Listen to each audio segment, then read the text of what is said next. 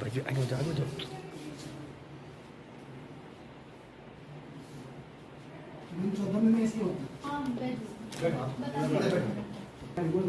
ये रेस पे बन गया तो उसके बाद आपका जो प्राप्त हुआ है ना उनसे दिशा निर्देश ले लेंगे जो भी आगे की होगी बताएंगे। क्या होगा तब तक हमारे सब गाँव वाले नहीं ये होता रहता है ये मतलब जैसे मान लीजिए यहाँ तो चलिए पर नहीं होगा खरगोन भी नहीं होगा हाँ, तो इसके शासन को भेजे जाते हैं फिर इसका दोबारा से सूचना निकलता है कोई उसमें भी सुनाई नहीं। ठीक है थैंक यू। ग्रामीणों को कह रहे हैं कि हम जो हमारा ग्राम पंचायत है उसको पिछड़ा क्षेत्र घोषित कर यानी कि पिछड़ा में जो है कि पिछड़ी सीट कर दी ताकि विकास अच्छा होगा, लेकिन ये विकास नहीं, ये तो विकास पर ये जो है रोक लगा दी गई है सीट आरक्षित करके।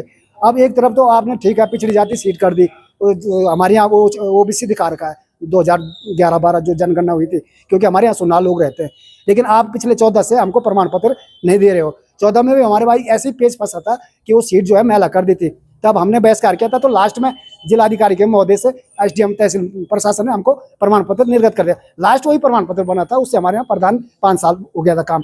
फिर सामान्य सीट आ गई 19 में, और अब की बार फिर 25 में जो है पिछड़ी जाति मैला कर दिया। एकमात्र सीट जो है कलजी काल में डांगी को ही पिछड़ा जाति मैला कर दिया है। और हमारे पास आप सबको पता है शासन प्रशासन को कि जाति प्रमाण पत्र डांगी में नहीं बन रहा 14 से, उसके बाद भी आपने सीट को पिछड़ी जाति कर दी। हमने आपत्ति भी लगाई, जो आपने समय दिया था उसमें भी आपने हमारी सुनानी, आपने रातों रात 300 सीट चेंज कर दी एक ही दिन में, पर हमारी सीट क्यों नहीं की चेंज? तो हमारा तो विकास का पहिया पूरा जाम हो गया। और आंगनबाड़ी की पिछले 5 सालों से 2 पद है पिछड़ी जाति की, दोनों जो है नहीं भरा जा रहा, क्योंकि उसमें पिछड़ी जाति है। और वो कह रहे हैं कि ये 3 बार जब आप कोई नहीं भरेगा तब सामान्य आगे लंबा हो जाएगा। फिर तो हम लोग तो विकास से बहुत पिछड़ गए हैं, इसलिए हमने चुनाव बहिष्कार कर लिया कि जब हमारे पक्ष में कोई फैसला नहीं है तो हम मतदान जिला पंचायत और क्षेत्र पंचायत के लिए क्यों जाए, इन दोनों को भी हम चुनाव नहीं करेंगे। इसमें जो ग्रामीण आए थे उनका ये था कि ओबीसी के लिए सीट आरक्षित कर ली गई है उनके गांव की, लेकिन वहां पे कोई ओबीसी का सर्टिफिकेट किसी के पास नहीं था, जिस कारण नामांकन नहीं हो सका है।